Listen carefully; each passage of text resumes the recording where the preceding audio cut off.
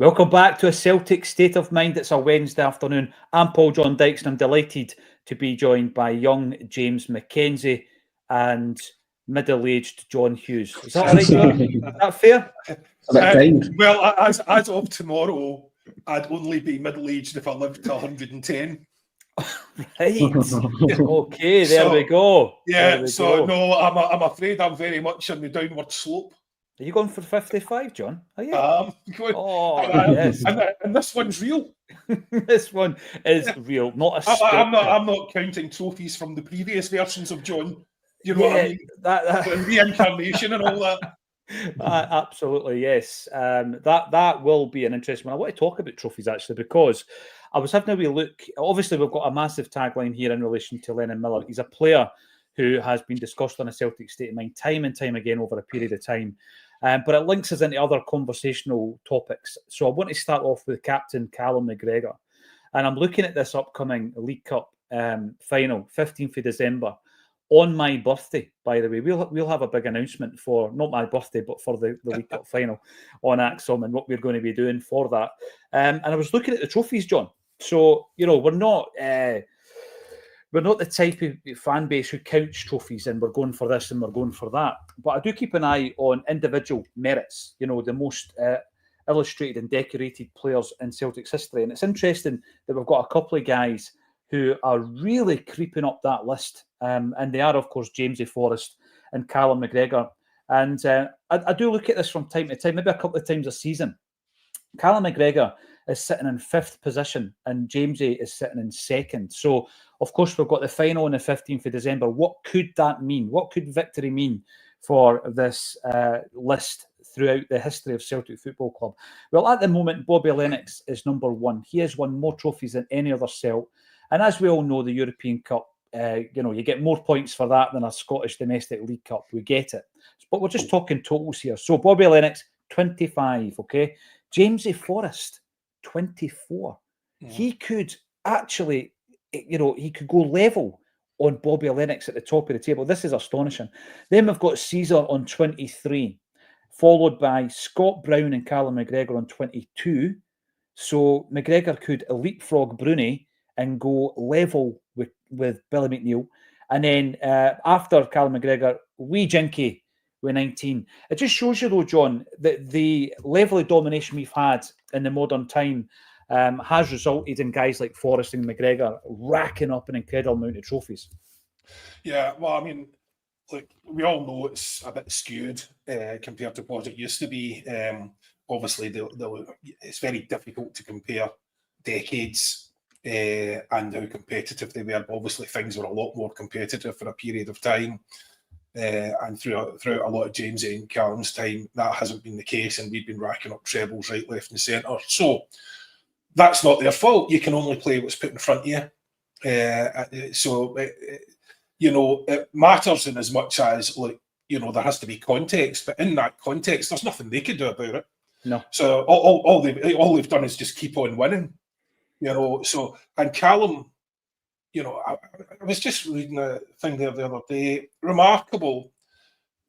I was having a discussion last year. In fact, I think it was even in our group about, you know, CALLUM's going to be in an age-related decline, and we need to be looking for, you know, replacements possibly, or, you know, people to help him extend his career as much as possible. And then I read the other night, he's covered more ground than anyone else in the Champions League. Yeah. You know what I mean? That's insane. You know, so, yeah, I'm sure, like, he's going to be dropping off a wee bit, but, I mean, his levels are so high that we could never have afforded to replace him anyway. You know, so that is just remarkable. So, despite the context I gave that there, which makes it sound a wee bit, you know, as if I'm trying to detract from it, you know, as I say, it's not their fault. They've just been the best they can. CALLUM has been an exceptional player and leader and has contributed a massive amount. And James, during his time, he has scored big goals in big games. You know, you cannot take it away from him.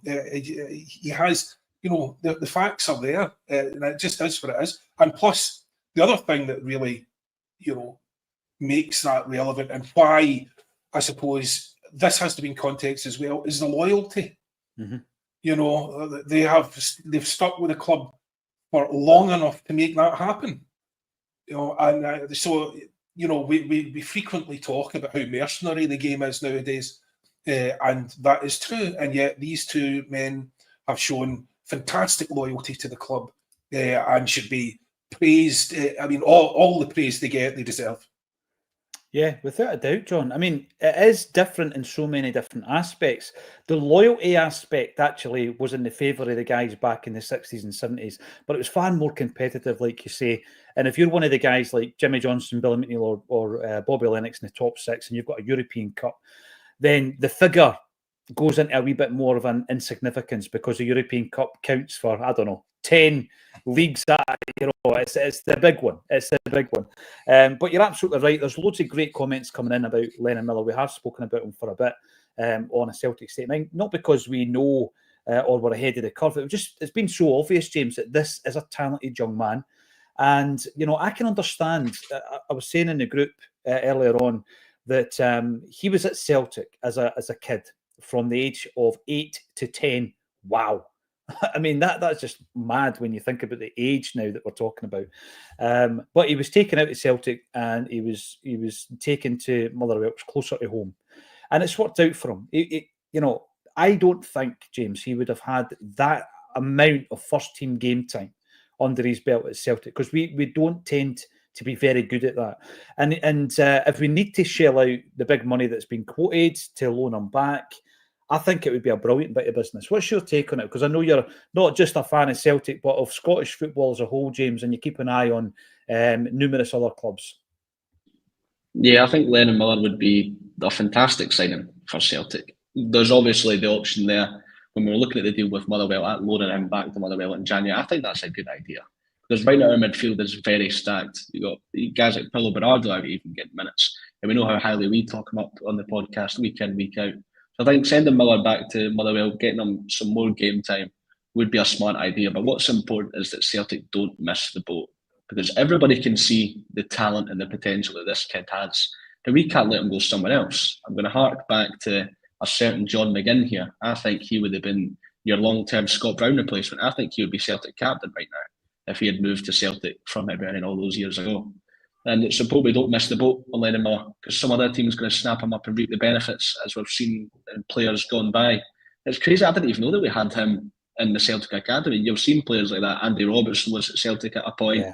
Aaron Hickey was at Celtic at a point. And these guys weren't team good enough, and they made this progression at other clubs.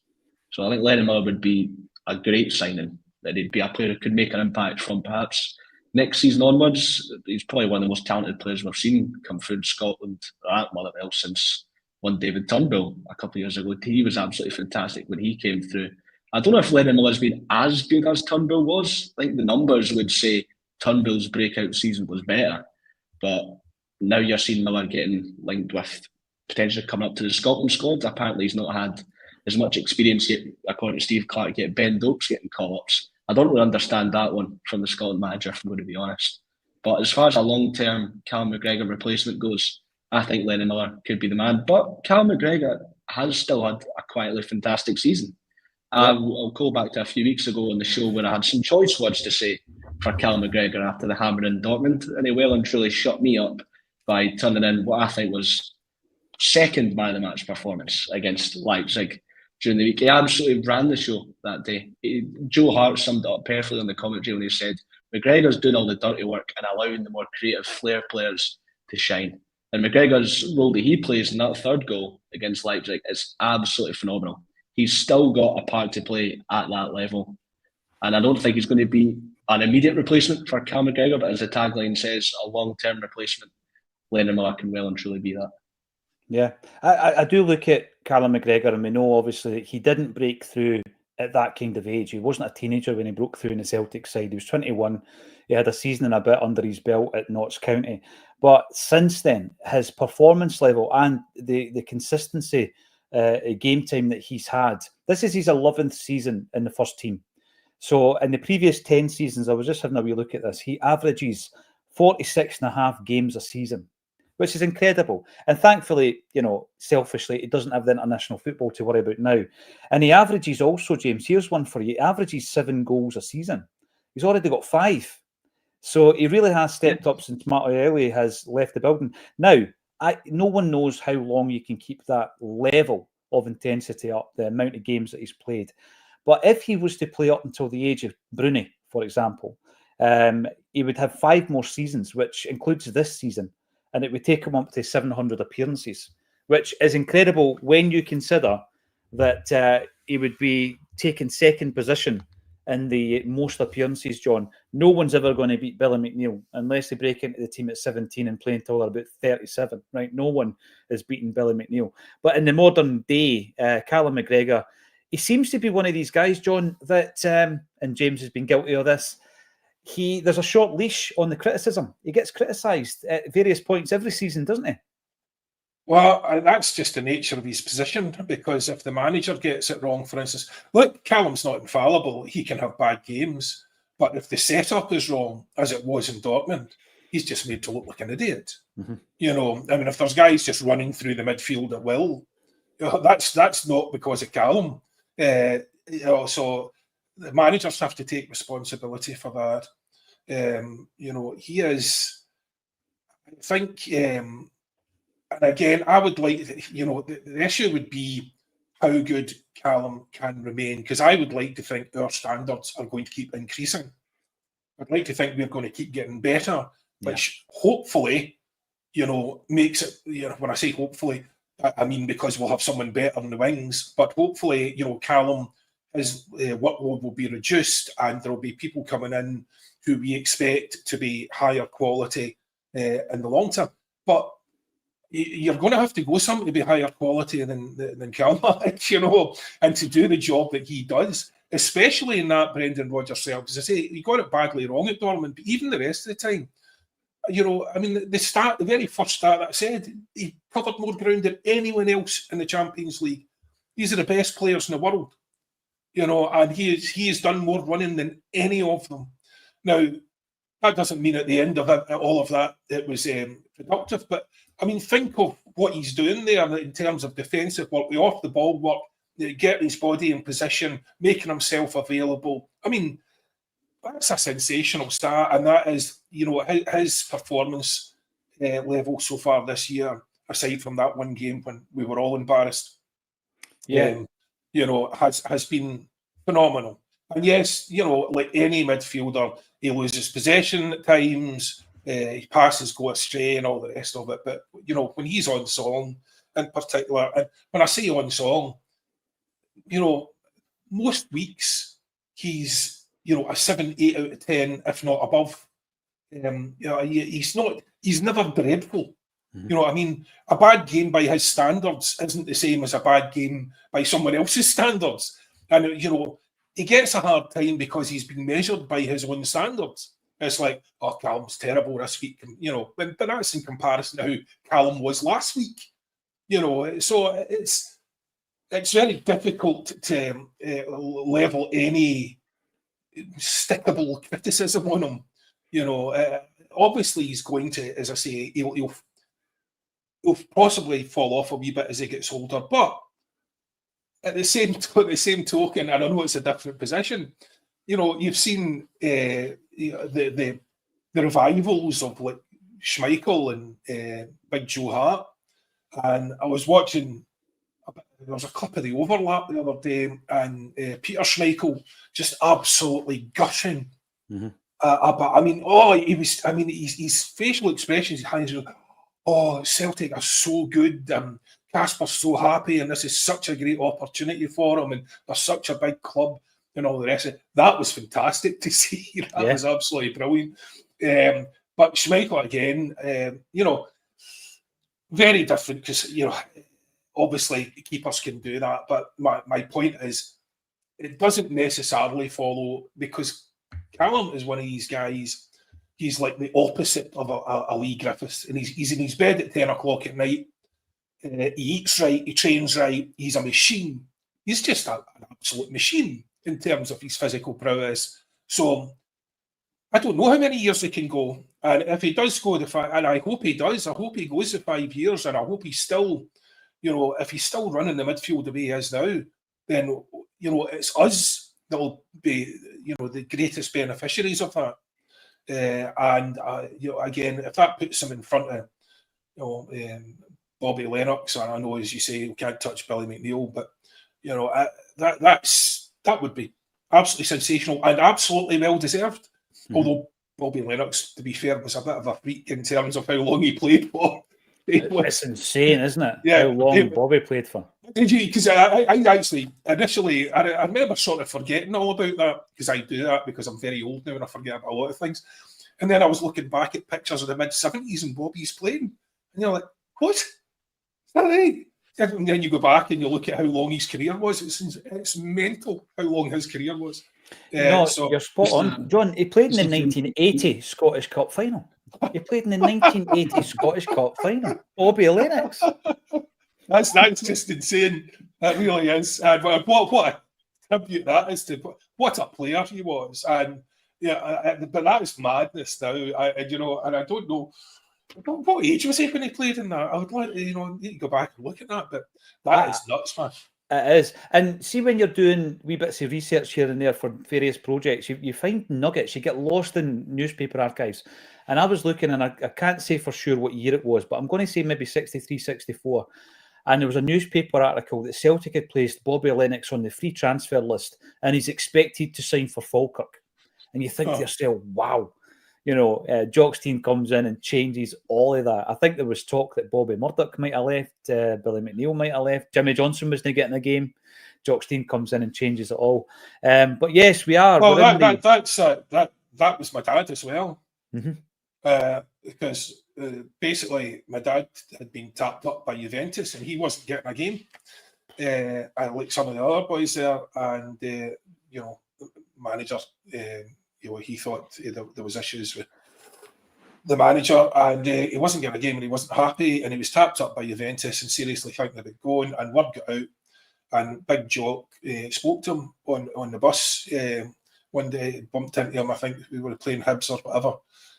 Spoke to him and said, "Look, I can't say anything more, but don't go. Stay where you are." Mm-hmm. And he's like, "Well, how do you mean?" And he's like, "I can't say, but don't go. Just wait." So. I could have been a wee Italian boy. I know, a Juventus state of mind. With John, absolutely, I can see it. So yeah, he's basically given him fair warning whilst he's been at Hibs. That's tremendous. I love hearing all these wee bits. And talking of which, before we get back to the main subjects, people are so kind. They give you and send you things that you think you might be interested in. And I've received, guys, let me just digress for a moment, 2 books and 2 records. James, for your benefit, records are these things on vinyl, big black. I'll show you. I used to have a big player with a needle and all that. But anyway, here's the first one, right? This is from the brilliant guys at the Shamrock. I don't know if you've read any of their fanzines, John. You should check them out, the Shamrock. Brilliant publications.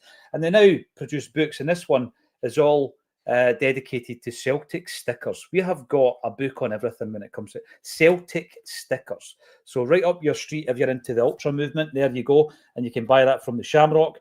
This one, a wee bit different. Look at the foreword. Foreword by Joe Hart. So Joe Hart has written a brilliant foreword for this book. This is Jump by J.G. Nolan. There's a wee bit in there about Cathkin Park. Look at all these freebies, guys. Absolutely brilliant. Paddy Lavery sends me this, John. Look at that. Glasgow Celtic. Oh, tremendous. And some of the songs on there, the Celtic Jig. Not sure how that sounds. There's one called Inky Pinky. But there's also Roddy McCorley and A Nation once again. So we'll be giving that a spin. Now, this yesterday was given to me by Ken McCluskey. Now, I remember this. I must have been reading about it in the pages of the old fanzines, right? So this is the Willie Malloy Experience, the Celtic Centenary EP, John, but it gets even more obscure, right? So when you look at that Celtic team that's on there, that is dated as the 24th of May, 1967. That's the training session. And they all got together and they got a wee team group. But some of the guys are wearing V-neck jerseys, which prompted me to try and figure out why. And it would appear that because of the weather, Umbro sent them an alternative jersey just to see if it would maybe help them with the circulation. And it was a V-neck. Big Jock decided never to wear it, and it was never worn. And I couldn't find one for the book. But this is incredible. And I think it was the brainchild of a certain Arthur Haggerty, And it's been updated, right? I'm going to share the Spotify link on Friday night when we do our interview with Ken McCluskey, because this will be worth it. On the updated version, guys, there is a reggae version of the Fields of Athenry. So that in itself will be worth it. James, do you own any of these big vinyl things, mate? Do you know what these are? I know your dad does. Your old man does. I can't say that my dad's got a massive record collection. I've never bothered with it myself. Why don't you get things like that these days? Why don't you get Celtic records anymore? Because the link between football and music hasn't gone away. There's still a strong link. Can I just say, one of the best things that's happened in the modern era is the end of football players releasing songs. Hoddle and Hoddle. Oh, yeah. Cringeworthy, absolutely cringeworthy. Yes, thankfully that has died a death. I don't know why it's died a death, though. Let's bring it back, John. Yeah. Man United with status quo, I remember that. But no, the point that you make, James, is an interesting one, because obviously we released The Glory and the Dream. It was released digitally. It got to number 16 in the iTunes chart, above Mariah Carey at Christmas time. And we did the video for it, which was great fun as well. That is going to be released on vinyl, limited edition. So watch this space. And we are working on our second single release, which is a Jimmy Johnson song called Hold Your Head Up High. So Ken McCluskey sings on it. It's all linked in. Absolutely. Right, back to the football before we start getting stick. People will be thinking this is a Thursday.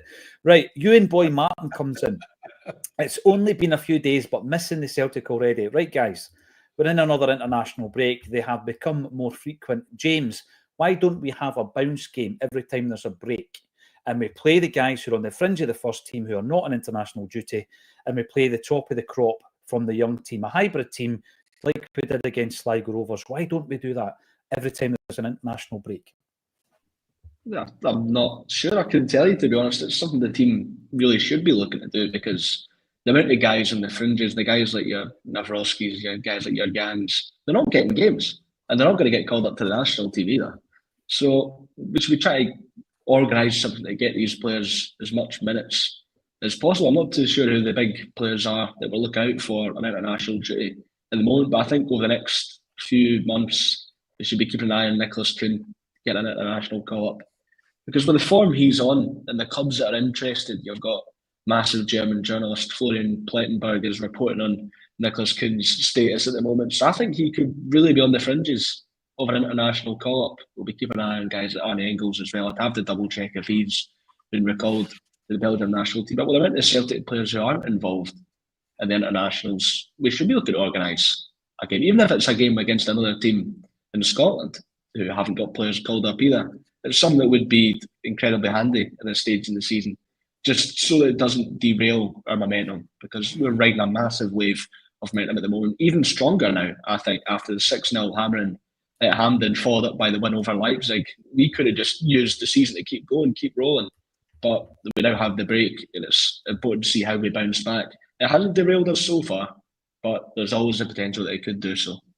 I would say that I think we're very grateful for the opportunity to rest the likes of Callum, because our schedule coming up after this international break is a bit mental, isn't it? I think we've got 10 games in very, very short order. So I think they'd be grateful for that. But as you say, that doesn't include. I mean, most of these guys aren't playing week in, week out. So why are they not? The defender, though, James, centre half, what's his name? Navrowski. Sorry, excuse me. That shows you. See, you can tell I'm 55 tomorrow. You said the word 2 minutes ago, right? I don't know if he is on the fringes. I'm pretty certain he's going to get punted, possibly in January. So I think Stephen's the fourth man. And I think that's because Stephen is used to being the fourth man. He's happy being the fourth man, and he'll just sit there and wait until he's called up. And that nothing really changes for him. It's just who's getting rotated in front of him. His chances of getting in are even less now that we've got guys who can play both sides. Yeah.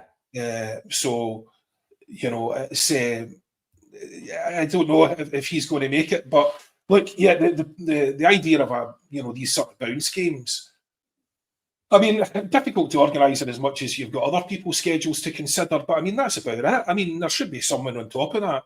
And it's a great run out for them. And, you know, it comes back to the argument we were having last week, or I was having, and not with the fellow contributors, but in the comments, really. And it sort of fell the way, and I had the same discussion on Twitter, and it sort of fell 50-50, and people were for and against, but how we use the League Cup and whether that should be for the fringe, a hybrid of the fringe players and the youth players to try and break into the setup. So, you know, it all comes back to getting minutes and getting playing minutes. And you'd have to ask, like, in these bounce games, so the opposition would need to be better than who they'd be playing in a normal training session. So there's no point in playing someone that, you know, that's 3 divisions below you or all that sort of thing, because the guys you're playing in training are much better than that, you know. So, you know, from that point of view, I suppose it could be a bit of a challenge. The big thing for me, John, is as far as sorry, on you go, squad, what are the rules as far as squads go for the B team? These guys who aren't getting any games for the first team, could we not just send them down to play the B team? I know the Lowland League wouldn't be the greatest thing for Mike Navrosky and such, but just getting minutes. I would say the minute you send those boys down to play the B team for more than one game, they'll be out the door. Well, remember last season, James McCarthy played 2 games for the B team. As well. And when I looked at it, I thought to myself, what's the rule here? Because someone mentioned that you can have 1 over 30 player, James, right? Because they see that as being, you know, the experience could maybe assist the young kids in coming through in their development, etc. But, you know, it does take in the point that John made, you know, in detail and in depth last week in relation to having a kind of reserve, an old school reserve team that you can use and utilise. And obviously the suggestion that you made, John, shows that a lot of people are resistant to change anyway in life. And obviously mentioning the League Cup, people thought, oh, it's disrespectful for this and that. How else are they going to get games, you know? And I agree, it would need to be, you know, better quality opposition. But we do have tie-ins with various clubs, be that maybe in Ireland. We know about Admira Wacker in Austria. Who are we playing? What's the level? But obviously now and again, an opportunity will arise, James. I mean, right now, we're looking at a situation, if anybody's been following it on the socials, with Bonnyrigg Rose, who are in a bit of dire straits at the moment. And, you know, I remember the kind of shock and the outpouring of sympathy towards the club during the period not that long ago, earlier this month, where their chairman passed away.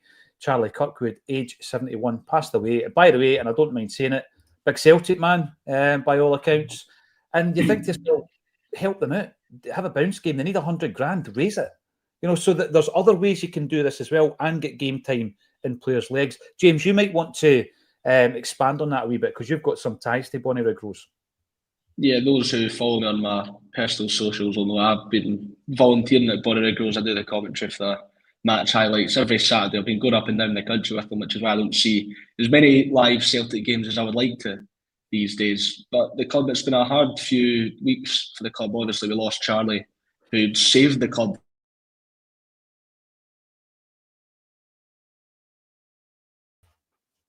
Imagine dropping out like that, right? And 500 people sitting tight. That is unbelievable. Now, that wasn't a Fife Wi-Fi issue. I know some of us are 12 told, right? But that wasn't a Fife Wi-Fi issue. Apparently, it was a StreamYard issue, which is the hosting live stream. Just when John was brewing up to a rant, just when James was getting emotional about his local club that helped him out in media, it all goes kaput. We hadn't even mentioned referees, Peter Lowell. That's normally what happens, right? Right, sorry, guys. And by the way, thanks for staying with us. I mean, quite a few people just gave up, but we've got about 500 sitting live here, James. Yeah. So let's go back to the Bonnyrigg Rose. Yeah, I got a bit too close to criticism of the SFA and down went StreamYard. Willie Collum pulled their plug, yes. Well, if you follow me on my socials, you'll know the work that I've done with Bonnyrigg Rose. I've volunteered there for about 3 years now. I do the commentary for the match highlights every Saturday. It's really helped me along with Acsom and getting experience in my media career as I look to advance forward. I've helped out Amy Canavan, who worked with the Celtic State of Mind in the past. And it's been a hard few weeks for the club. 2 weeks ago, as you mentioned, Charlie Kirkwood, the man who saved the club from bankruptcy and built us up into an SPFL club. he sadly passed away, which rocked everybody at the club. Everybody loved Charlie. But as you mentioned, he was a good Celtic man as well. I would often speak about the Celtic games with him after the Rose games. And we've been hit with some hard news this season, having to get our pitch levelled up, or it's going to cost the club about 100 grand. It's news that's really jumped on us, caught a lot of us by surprise. We had a 6-point deduction as well. That takes us, after what was a promising start to the season, takes us from 2 points away from the playoffs to 2 points off of relegation. So the club is reeling at the moment, and that was a real kick in the stones, so to say, to get that news from the SFA. We've set up a GoFundMe, which if you go on the Bonnyrigg Rose Twitter, you can find out all about it. Any donations, or even simply just sharing the link and promoting it, would be much appreciated. You'd be helping out everybody at the club. Yeah, this is a big thing, because we were sharing it last night. I sometimes think, John, other clubs can be proactive to help kind of smaller provincial clubs. 100 grand's a massive amount for a GoFundMe, for example, to raise.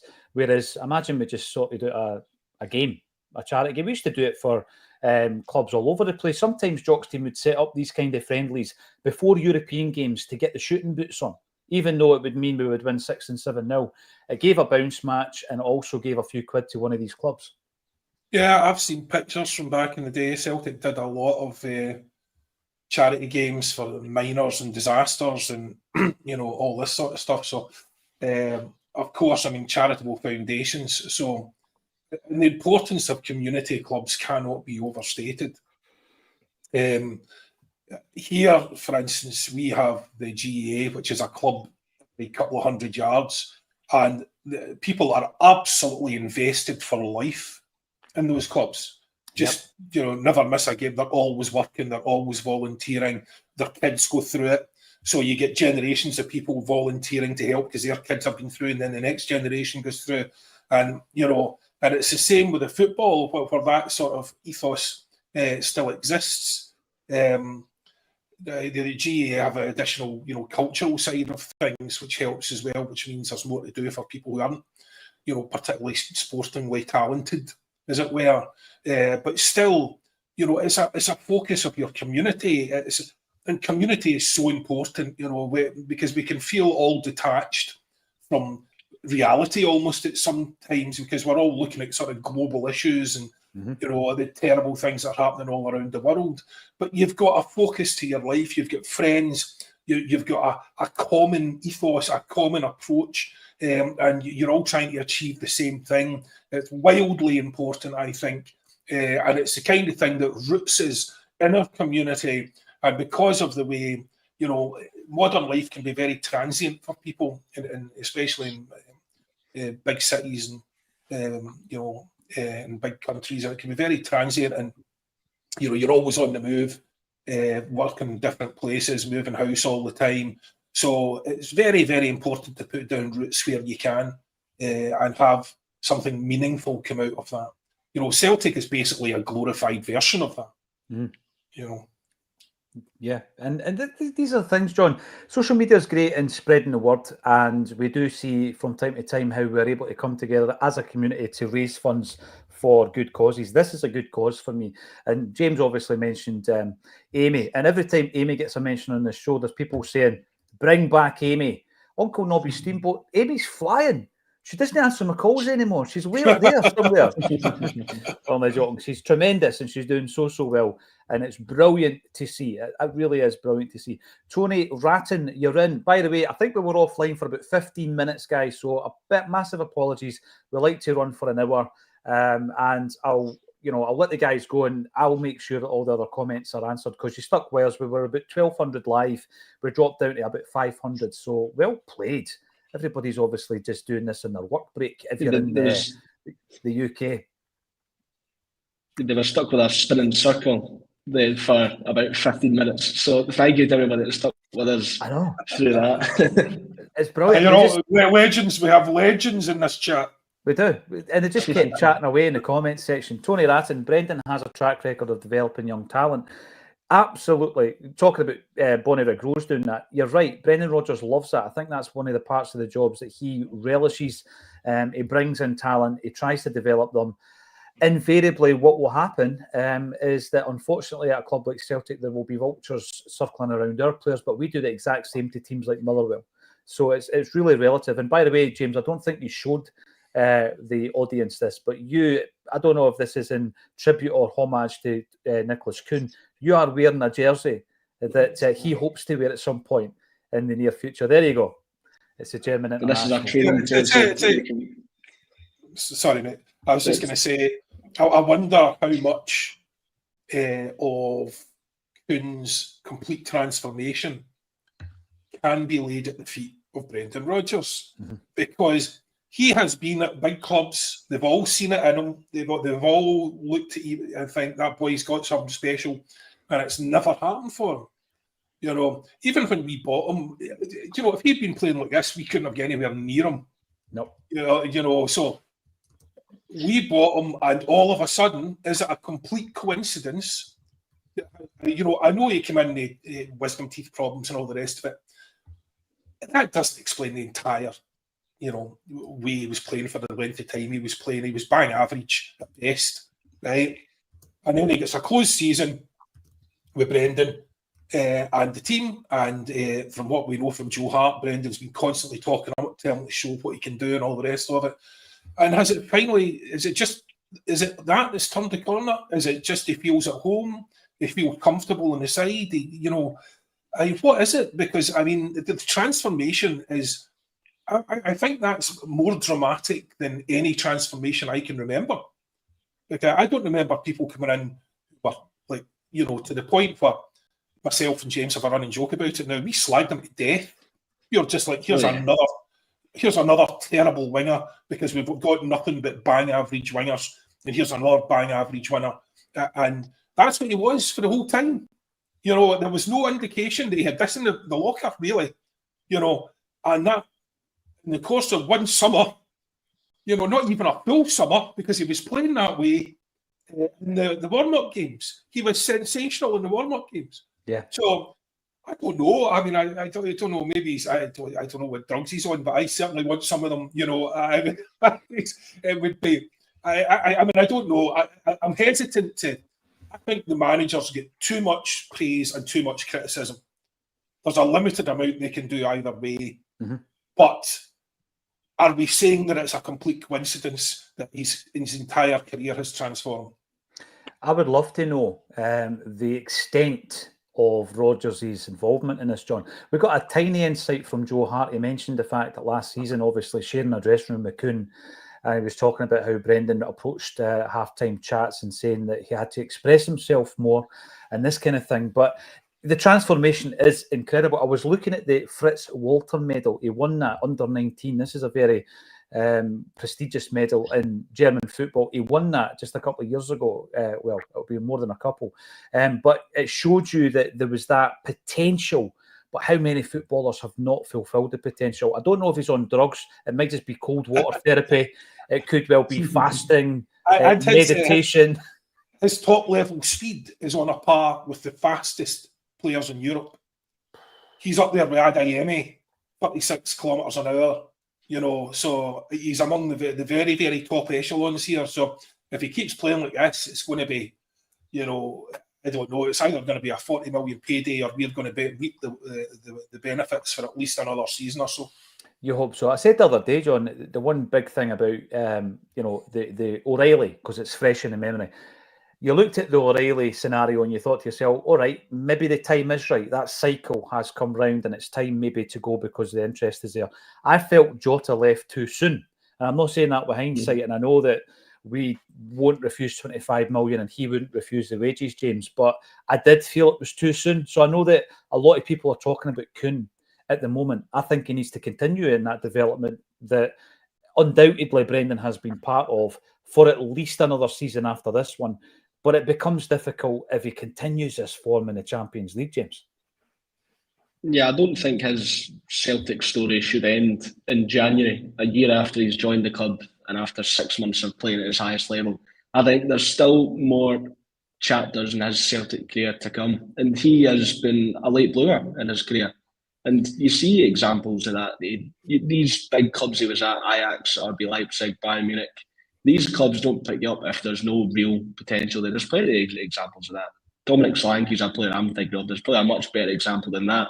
But he was a top England youth international, Chelsea Academy, and he got his big 30 million move and flopped. But now at the age of 26, 27, he's found his form, got his big move to Tottenham, and he's absolutely flying. And Nicholas Kuhn has been our sort of example of that. He's added some real goal contributions to his game. I think it's 21 goal contributions this season already. I don't think it's too far-fetched to say he's the best player in the country right now either. He's absolutely flying. Clearly. I mentioned there could be a Germany cap on the horizon soon. I hope so. The Premier League interest is coming from Brentford and Fulham. One of my favourite players when I was very young was Arjen Robben. He was a predictable player, but you couldn't stop him. You knew he was going to cut in on his left foot every single time, but no one could do anything about it. And that is the way Nicholas Kuhn is played at the moment. There's an inevitability about what he's going to do, but nobody can seem to stop it. And when he cuts in his left foot, like we've seen for that goal against Leipzig, you know he's going to find the back of the net. He's absolutely flying, but I just hope we can keep him for longer. I don't think his story ends in January. I don't think there's any way he goes in January. We'd never do that. That would be ridiculous. We still have European football apart from anything else. Plus, I think from his point of view, you've got to have like the courage of like a Matt O'Reilly had when he was out of contract. So you've got to back yourself. So you have to back yourself to replicate this season, because the difference between leaving this season and potentially the end of next season is it goes from, you know, the interest is coming from Fulham to the interest is coming from Arsenal, Chelsea, you know, someone like that. So, I mean, if you can do this 2 seasons on the trot, you've just proven yourself an elite player, Champions League level. That's a whole different ballgame of where you go and what you get paid. Now, obviously, like anyone, there would be a real temptation to, you know, take what's on offer, because there's no guarantees in a football career. They can end in injury, all the rest of it. But, you know, if you really want to back yourself, reproduce this for him next year, and the world's your oyster, basically. Yeah, and I know different types of player, obviously playing on the wing, but you look at the Scott Sinclair, the Brendan Rodgers effect on Scott Sinclair, and he's a guy, started off with Bristol Rovers, got the big move to Chelsea, John, didn't work out. Went back to Swansea City, got the big move to Man City, didn't work out. Then he went to Villa, didn't really work out there either, and then it comes to Celtic. And the big thing for me is that there will be an effect, there will be a Brendan Rodgers effect on this, and I think it's a wee bit similar to Sinclair. Sinclair's Celtic career, unfortunately for me, fizzled out near the end. There was like a season where he wasn't really playing. Still playing, by the way, still playing regularly, Scott Sinclair. But the impact he had at Celtic was it almost felt as if he was finally fulfilling his potential. And he was a bit older at that time as well than Kuhn. But Kuhn has got bags of potential and he's shown it. Kaiser, you're right, the cream does rise to the top. That's what's happened to Amy.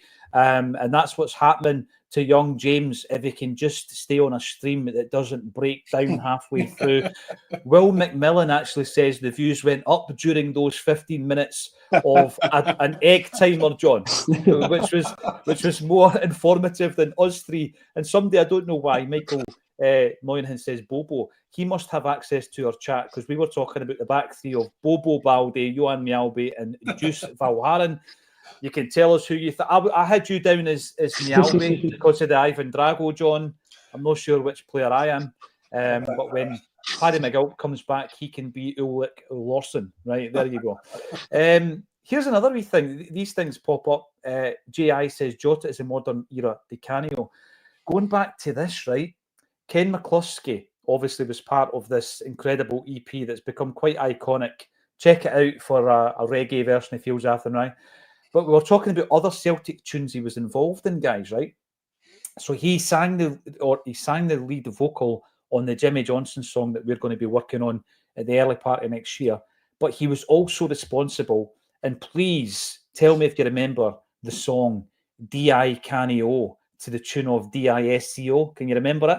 Oh, yeah. D was delightful. I was Italiano. You remember that? It was so bad. And Ken McCluskey was partly responsible for that as well. We are, of course, talking about Lennon Miller. Before we wrap it up, these guys have taken an hour out of their busy schedules to chat. I'll stick around and answer a few questions for the last 15 to give you it back. You and Boy Martin, must be a good omen to win the cup in style, 7-1. John, all joking aside, when I was watching that Aberdeen game and we absolutely dismantled them, and this is an Aberdeen side, of course, that had beaten Rangers, and they've been a better side than Rangers this season. The league doesn't lie. I was sitting there thinking, Charlie Nicholas style, thinking to myself, if we were playing Rangers today on this form, we would have absolutely destroyed them. Celtic have got that in the locker, John, this season. I heard that boy, actually a Rangers fan, on the radio. I don't watch these shows, but the clips of it come up on Twitter and stuff. But a Rangers fan basically phoning in and saying exactly that. He said, I'm very, very worried about this game in December. I think they could put 4 or 5 past us. And I agree. I agree with them. I think we easily could. Now, the only issue we have really is getting too far in front of our skis, as it were, just expecting that we're going to get that sort of result. But I don't see that happening, really. I mean, we didn't play particularly well at the weekend, but that's because Kilmarnock did play well. And to the point where they could feel justified in being aggrieved, although their manager, I thought, had it very, very well. You couldn't really tell he was absolutely raging. Again, we also have to apologise for people not respecting his minute's silence. I don't think they knew it was for him, but but anyway, the Kilmarnock played very well against us, and we allowed them to do so. But there was a lot of things in that game that you could be concerned about if you chose to be. But at the same time, we got a great result at a difficult ground on a pitch that very much reminds me of, when they were experimenting with hair transplants to start out with, and they were stapling individual ant legs to the back of a guy's head, and dye that green, and that's what it looks like. So it's absolutely shocking. I think I'd rather play on the Bonnyrigg slope than the Kilmarnock pitch. That's for sure. I don't know what G is that pitch. Is it like 1G? Is it like, it looks like the AstroTurf they brought out initially that set your leg on fire if you slid on it. I remember it, John. Disgraceful. It's terrible. I remember the launch. Obviously, the thing with AstroTurf, wee bit of a history lesson here, and I only realised this looking into the old NASL. AstroTurf is like Hoover, right? So the Astrodome over in America was one of the first artificial pitches, so they called it AstroTurf, and that became a brand. Right. But the ones they're using, John, are obviously like low grade, to the point where I remember Dunfermline Athletic, who at the time had one of the best surfaces in Scottish football. They got some kind of grant from a company that was co-owned by Jurgen Klinsmann and Ian Rush, and they laid out this artificial surface, and it was actually, you could see the square panels, like the square rug panels you see in offices. It was like that, and if a player twisted their foot, the panel moved. You could actually see the wee square moving. Kilmarnock isn't that high above that, and I understand how clubs are doing it for an income stream, but let's be honest, right? If you're doing that for an income stream during the week and renting it out, and you're not selling tickets, it's a false economy. You're not selling tickets to Celtic fans, and you're trying to make money by renting it out to an under-18s team or whatever it might be. It's an absolute nonsense. And the sooner they're away, the absolute better. Well, it looks like as a load of people commented to me, it looks like someone's taken cap out a skip. Yeah. You know what I mean? And it's shiny one way, and I don't know if that's the way they've tried to brush it or something, but it looks like a shiny, worn out carpet. That's exactly what it looks like. Yeah. And it is beyond ludicrous that we still have to contend with that in this day and age. And you really feel for the players. I had to be a factor in that game. I know you've probably talked this to death in the last couple of days, but the way we were playing, the passes that were going away, passes that were too short, passes that were too long, players that, couldn't get. I mean, Maeda at points, who looked the most likely, couldn't get turned. And if he can't turn, everyone else would be really struggling, and everyone looks so unsure. I think that was a real contributory factor, and nobody should have that big of an advantage. You get to play in your home ground, but you shouldn't have your own special surface that no one else can play on. Your own minute silence, John, and your own special surface. I think the best description I've heard is yours. It's a failed hair transplant. That's Rugby Park for you. Brilliant. And it does give you an advantage because there was that moment where Kilmarnock were on the attack and the Kelly player knew that ball wasn't going to run. It was stopped. Celtic defence stopped and the ball didn't go out. And he knew that. He knew the run of the ball, the run of the pitch. Now, gentlemen, I know that you have set aside time in your diaries at work and at uni to talk Celtic. It's much appreciated. I'll stick with you, mate. You sticking with us, John? I'll stick with what you. About yourself, Jamesy lad? I've got people trying the door to get at the study room now. I've overstayed my welcome in the room. But I'll see you next week, guys. Always Thank a you pleasure, very much for staying as well. Cheers, pal. Thank you, mate. Yeah, so we'll stick around for another 10, 15 minutes. Let us know your thoughts on this. John, there's another thing I want to throw into the mix, right? I was looking at, obviously, last season, the transfer windows were discussed to death. But I was looking at this season, and I think there's an argument to suggest that Kasper Schmeichel's been the signing of the summer. Would you agree with that? Well, I mean, in terms of what he's produced for the fact that we didn't pay anything for him, I don't see how you can argue with that. You know, I mean, you know, Kuhn's been the player of the year, but in terms of the signing of the summer, you know, Engels has done very well. Big E does not having the best time at the moment. But Schmeichel has been absolutely pivotal. He's made the saves he has to make, and you know, has he done absolutely anything absolutely sensational? Well, he hasn't had a Fraser Forster moment, but he's not been far off it. I'd rather he didn't have a Fraser Forster moment because that would mean we were under. Well, it was shooty in at our goals, you know. But some of his performances have been brilliant. His distribution at times is, you know, turns the whole game on its head in terms of, you know, it's such a change. When people were saying, you know, that Big Joe couldn't really play with his feet and, you know, the ball at his feet, and that's what tanked his career down in England, I was thinking to myself, that's very, very harsh, because Joe did okay, he was fine. But then you see Schmeichel doing it. Yeah.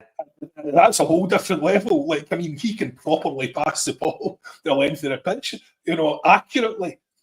So you have to say he's the signing of the summer, surely, because he's been so vital to what we've achieved so far. Well, going back to a previous discussion on this show, John, I mean, Cine Salo's never played a competitive game of football. And all these suggestions that we're making, be that having a hybrid team in the League Cup, using your international breaks to set up 1 or 2 friendlies, that could benefit the sub-goalie because he's not getting a look in, John. And you think to yourself, players can stagnate. He was getting a lot of game time on the 2 loan clubs that he was at prior to signing for Celtic. Now he's getting no game time. That can't be good for a player's progression. No. You know, keepers is a different one, though, isn't it? Sinisalo, that's they're used to no game time to a certain degree because, you know, unless you're, I mean, the majority of clubs, you know, the second-rated keepers aren't getting any sort of game time, not realistically. But I mean, you know, Engels has had plenty of game time. He does a decent amount of game time. You know, we're bringing these guys in where we can. McCown will probably get some good game time as well. So we're doing our best there. You know, I mean, you're talking about Lennon Miller coming in. You know, I don't see where he fits in this at the moment. We have to, look, in my view, we have to buy the boy because he's like, you know, he's 18. He's, what is he, worth 5 million? You know, probably. You know, they think he's worth 8 million by all accounts, but we are offering quite a big sell-on fee. I know Rangers made a bid on the basis that he has versatility, because as I understand it, he's a part-time face painter. So that's how they've managed to scrape together the money. So, yeah, I mean, in terms of our model, it's absolute common sense. You have to sign the guy. He's probably the best young player in Scotland. It would be madness to let him go. English clubs already sniffing about him. And the only way we stop that happening is if we sign him in January. Otherwise, he'll be gone in the summer, probably someone paying far more money than we intend to. So I really think it depends how much Motherwell need the money and how convinced they are that we're able to turn them into a player who can be sold on for a lot of money, and then they're going to benefit to the tune of 20-odd%, you know, 20 to 30% of that. So we'll see what happens. But it just, I mean, who would you drop him for? Just now, he's not even, I would say he's not even close, really, to that midfield. Well, this is a midfield, John, where you're looking at a discussion we've had quite a few times over the last few weeks, giving Luke McCowan more game time. So you've got Luke McCowan, obviously a completely different stage of his career. But yeah, I agree, you need to give him more game time. Then you've got Odin Holm, who's dropped off the face of the radar, really. And you go back 1 year, and the amount of midfielders who've actually moved on from the football club, who were surplus to requirements, or there or thereabouts. I mean, Awata was always in the mix, but he wasn't getting much game time. We've moved all the dead wood out, I think, and we've got Odin Holm, who's not playing. So where does Lennon Miller come in? Well, is he above McCowan right now? I'm not saying is he a better player. Is he above McCowan right now in the pecking order?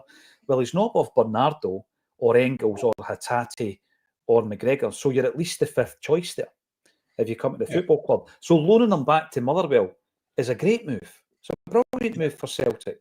And again, with these moves, it's something that the Italian clubs used to do a lot. They wanted the player's registration, knowing that there was a potential to keep the player for 10 years and make your money back that way, or sell him, like you say, sell him on and make a massive profit. So no-brainer is something that's thrown about quite a bit in football. And I know it's quite an expensive one, but it is a no-brainer. Sign him and allow him to develop and progress. And this is the thing about having the money and having been successful in the transfer market, selling a couple of big players the last few years, is the fact that 5 million for us, for an 18-year-old, was out of the question, even a couple of years ago. And now it's just like, well, of course that makes sense. Let's get it done. And it's exactly what I hope they do it, because it's exactly what I was banging on about since I've been on, first came on the show, which is you cannot have that model every year that resets to zero, where we just, we sell a guy for 25 million and we buy his replacement for, 2 shillings and a goat. So, it's we just can't, you can't keep running the team like that, because you're never going to improve. And so this is the idea, and this is what they did in the summer, and this was why I was so happy. I said it on here, plenty of times, the commitment to increasing the potential that we're buying. We're buying potential at a higher level, and he is potential at a higher level. And as I say, only a couple of years ago, we would be letting this boy go in the summer to an English club, and we'd never see him again. And he might never make it there. Maybe he does make it there, but if he comes to Celtic and he can make it here, he can make it anywhere. That's to paraphrase Frank Sinatra. But he's a very talented guy, and we need to be taking a risk on that talent. Look, I would think that how much of a risk is it? 5 million. See, unless he does his knees or something goes badly wrong, is he still going to be worth 5 million, even if he's not getting loads of game time? I think so. People will still look at his potential, and we could set up some games for him to show his stuff, whatever it is. But I don't think we're really going to lose on that deal. So in the market the way it is, which is just mad. So this is where the competition is. These 18-year-olds, this is where the competition is all throughout Europe. People are tripping over themselves to sign 18-year-olds for stupid money, because it's what seems like stupid money now in a couple of years' time could seem like the bargain of the century. And if you lose £5 million relative to these clubs' income, stuff like that, nobody cares. Nobody's going to be looking at you going, "Oh, that was a terrible decision." Because you have to speculate. When they're at that age, it is speculation ultimately. It is informed speculation. It's not gambling, but it is speculation, because he's not the finished article. You don't know if he ever really will be, and you don't know what levels he can achieve. But you can make a hell of a guess based on the information that we have. So that is it's an informed decision basically, and whether it's right or wrong, well, football's a funny old game, as they say. Well, see, the big thing as well, you sign a player at that age, John, and he plays for 5 years, he's still only 23. And even if he only plays 30 or 40 games a season, but he contributes to a level of success that we've enjoyed in the last 5 seasons, then the money comes back anyway. So it's easy to call a player a flop or it wasn't worth the money. But at that age, the risk level is reduced massively. I think if we don't, I do reckon that he will follow the paths of the likes of Lewis Ferguson and Aaron Hickey and Josh Doig, and he might end up in Italy. Italy's a breeding ground now. I know that Hickey came back and went down south, but you've also got the two boys at Napoli now as well, McTominay and Gilmour. They like a Scottish player, John. The scouts will be all over it. You'll be pinging on the radars, and I think we need to get in early. Otherwise, that might be a potential destination. Uncle Nobby's. Sorry, on you go, John. I know. I saw this morning a story that Barry Ferguson was saying he couldn't believe that Celtic or Rangers didn't go in for his boy. Yeah. But I mean, the reality is, yes, he's going on to improve. And should we, again, that decision was the same in terms of speculation, but how much would we have had to pay for him? And either someone's decided he didn't have the upside, but he's gone on to Bologna, and they reckon, or his dad reckons he's worth, 20 million now? But those are 20 million Rangers pounds. So that's, if you translate that into actual money, it's again, 2 shillings and a goat. But you don't... I don't know. I mean, there was a big... we had disagreements here about Lewis Ferguson and, how good he could be. But those disagreements are different now because we're in a financial position to look at it and go, are we prepared to pay decent money for a guy who may or may not turn out to be a very good player? Because when you were looking at paying that sort of money, £5-6 million a couple of years ago even, that had to be a first-team starter for us. Yeah. So having this money in the bank changes everything. Having that financial strength changes everything. And I would say it's going to change again in the summer. It was probably why they're looking at Lennon Miller, because there will probably be movement now in midfield in terms of, guys getting sold on or whatever. The only one I can really think of off the top of my head would be Hatate, because Engels is too new, Bernardo's too new, McCowan's too new, Kalmak's going nowhere. So, Hatate is really the only one there that they would be concerned about, I'd imagine. And the big thing again, John, we've not even mentioned it, but we have spoken about it previously, is the fact that he's a homegrown player. You look at that Celtic squad now, first team squad anyway, and I know that we can kind of backfill it for the Champions League, but you're looking at Greg Taylor, Luke McCowan, Stephen Welsh, Tony Ralston, James Forrest, Callum McGregor, and Scott Bain. That's like your first team squad domestically, and there's not a great deal of Scots in there. So that'll be on the play, I think, on the club's minds as well. Is it a different approach? Because we've obviously moved things about behind the scenes. Paul Tisdale coming in. We'll wait and see if it's part of a new outlook. But I want to see him staying in Scotland, and I want him in a Celtic jersey personally. I would be up for that. I would have been up for Lewis Ferguson. I said so at the time as well, John. Yeah. Didn't have an issue with the connections to Barry and Derek and the Rangers stuff. And I had the opportunity to speak to Derek Ferguson actually about it. And I said to him, had Celtic come in for your lad, would it have been an issue? He said no, but they didn't. They showed no interest whatsoever in Lewis Ferguson. Yeah. So I think it's one that got away, to be honest. Yeah, quite possibly. I knew Barry when he was a kid. He was very good friends with my one of my step siblings. And he, I think I mentioned on here before, Derek did once get me a pair of tickets to what was then an old firm, except it was in the Rangers end, although I'm fairly certain he touted on us before we got there, because the dirty looks we were getting was unbelievable, and it didn't feel as if we were being welcomed with open arms. And that was the one for McAvenny scored first. Yeah, you had to remember to go, whoa, that's terrible, and but unfortunately we left at half time because we get pumped after that. So was it 3-1? I think it was 3-1 or 3 or 4-1. And we were concerned for our lives at that point. So you were smoked out, absolutely. Yeah, we bolted. But I know it's look, you can't win them all, and I love this version of Celtic. This version of Celtic where we bought into this now, where we have the money to do it. We seem to be getting right behind it. We've even bought the guy in Tisdale. I don't know how he's going to turn out to work out, but the idea is correct. The appointment is correct. Let's hope we appointed the right guy, but the appointment is correct. And so, you've got to give the club credit. Yeah, and I, plenty of times I haven't given them credit because I didn't think they were doing the right thing. This, what appears to be the turnaround, driven by Michael Nicholson, among others, and by the manager, is a really, really a version of Celtic that just makes me happy thinking about it. I don't get irritated and annoyed and frustrated by the lack of ambition. You're looking at what they're doing, you're thinking, yes, that is right. That's where we should be going. The future's in Europe. Let's all focus on that. Let's get decent players in. Let's keep on, increasing the potential that we're buying, different levels, so yeah, it's a great time to be a Tim at the moment. Oh, it absolutely is. Absolutely is.